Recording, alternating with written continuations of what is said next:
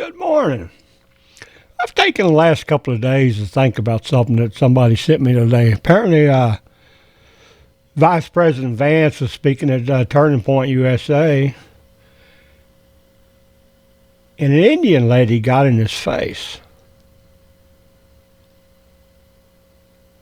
You know,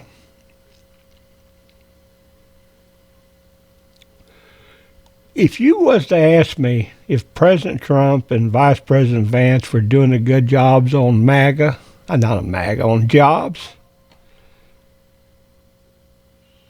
out of a score of A through F, I would have to give them a Z minus. That's how bad a job they're doing. But that's besides the point. You know, they are our president and our vice president. We did elect them. Whether you agree or disagree with that, I don't really give a damn. We elected them. And we should respect the office. And I do. I'm willing to work with President Trump or Vice President Vance in any way I can to bring that grade of Z for job performance up to an A+. But they won't listen to a little old guy like me. Now, let's do a little housekeeping first and let you know where I stand on immigration first, okay? Because it's important that you understand that.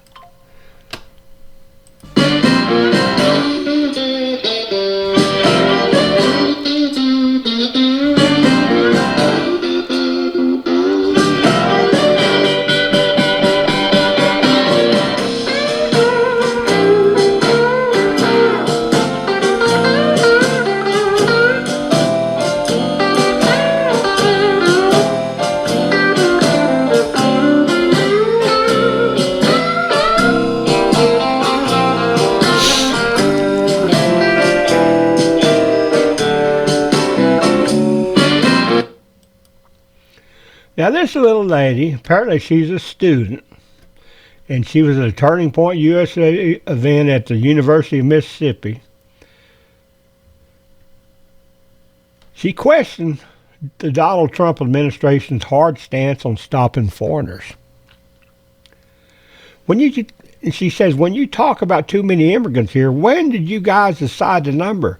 Why did you sell us a dream? You made us spend our youth and wealth in this country and gave us a dream. You don't owe us anything. We have worked hard for it. Then how can you as the VP say that we have too many of them now and we're going to take them out to people here rightfully by paying the money that you guys asked us? I tell you what, that's a mouthful, isn't it? First thing, if Trump and Vance would listen, the answer is very simple. We create 1.5 million jobs per year on average, and we've done so since 1939. This is not rocket science. It didn't happen this last month. It's not because job creation is so bad now. This has historically been the picture since 1939. 1.5 million jobs created per year. We graduate 4 million high school graduates each year. That means 2.5 million American kids are not going to be able to get a job each year. I know there's a lot of you idiots out there that think there's plenty of jobs based on the JOLTS report. Well, I can show you why the JOLTS report is inaccurate and is nothing but propaganda that you should wipe your hind end with. But that's beside the point. Those are the numbers.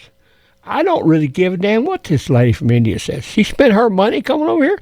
Bullshit. Corporations imported her like a goddamn herd of cattle from India to deprive Americans of jobs in America because they didn't want Americans to have the ability to tell them to take this job and shove it if it was a bad one. With the Indians, hey, you import them. You chain them to the desk like a damn cow. And you tell them, say, you work 20 hours a day, 7 days a week, and if you don't like it, we'll unchain you and send your ass back to India. That's basically where we're at. It's nothing but, as Gerald Celente says, it's nothing but welcome to Slavelandia. This is wrong. I fight them. Am I against immigration? Hell no. I think we need more immigrants from every country, including India. But they have to be people that come here and want to live like an American, do business with Americans, trade with Americans, hire Americans, and work alongside their Americans. If they don't want to do that, excuse my French, I almost said that F word. If they don't want to do that, send their asses home. We need Americans in America to build America. If you don't like it, then move your ass somewhere else. We don't really give a damn. This is America. Now, this is the Times of India reporting all this.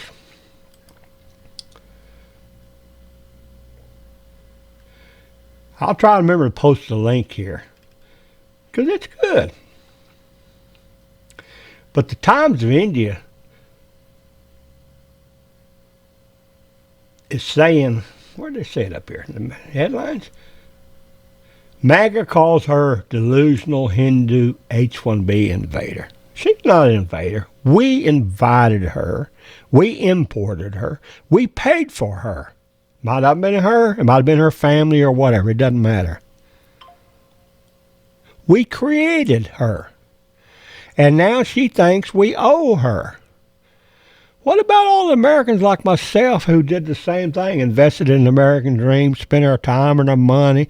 What about all them years that I spent typing in all these programs so I could learn how to program, just to be thrown under a damn rock and run over for a freight train?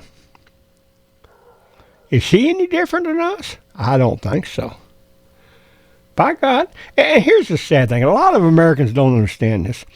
People like myself that worked as contractors for from back in 1988, 2003, we were the first H-1Bs, is what I call us. By that I mean we were expendable. We knew. We'd go do a contract. They'd ask how much, and we'd say a little bit more every time. We'd get it. We'd go in and do the job and move on to the next one. We didn't really give a damn where we worked or what we did as long as it was ethical and your checks didn't bounce. That's all that mattered to me. But we had a luxury that the Indians don't have. If I got a bad project, I tell them, take this job and shove it. I was out of there. These Indians can't do that. They're the second wave of H-1Bs. The third wave, if we lose this battle, will probably be even worse. They'll be trying to chain them to robots or something. I don't really know the answer.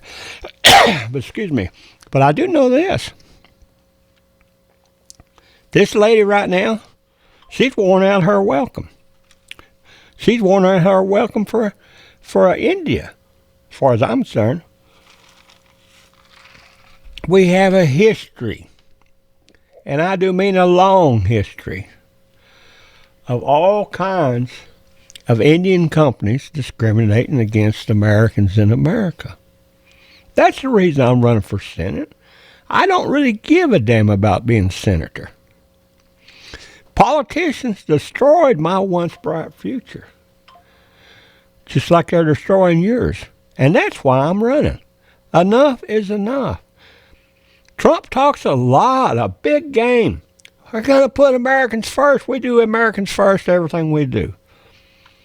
That Secretary Laura Chavez-Reimers, whatever her name is, in charge of the Department of Labor, she's running ads on YouTube and everywhere else, Twitter and everything, nonstop, saying Project Firewall is going to stop all this stuff, and we're going after those that are destroying the American dream for Americans.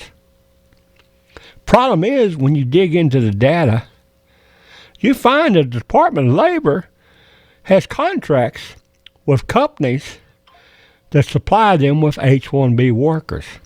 Now, how am I supposed to believe you that you're going to implement Project Firewall when you're a damn H-1B junkie yourself? You know, it don't compute. And that's why I give President Trump a grade of Z-.